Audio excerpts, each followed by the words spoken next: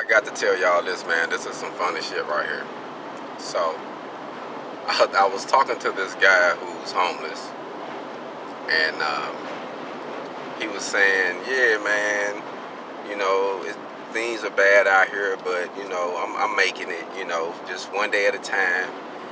And I said, you want a job? Are you trying to? He said, nah, I can't really work, man. I got this problem with my hands and this problem with my mind and this and this. I'm like, damn, okay. And then he said, you a welder? I said, yeah, I'm a welder. And he said, well, he said, man, I don't know too many black welders. I was like, nah, me neither. And he said, yeah, don't a lot of black people weld.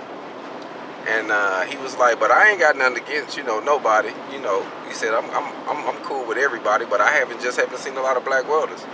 I was like, well, would you trade your position to be a black welder and you homeless right now? He was like, nah, I don't want to be black. Black people got it too hard, man. I don't want to be black, man. I said, so you tell me you would rather be homeless and white to be black and a welder? He was like, yeah.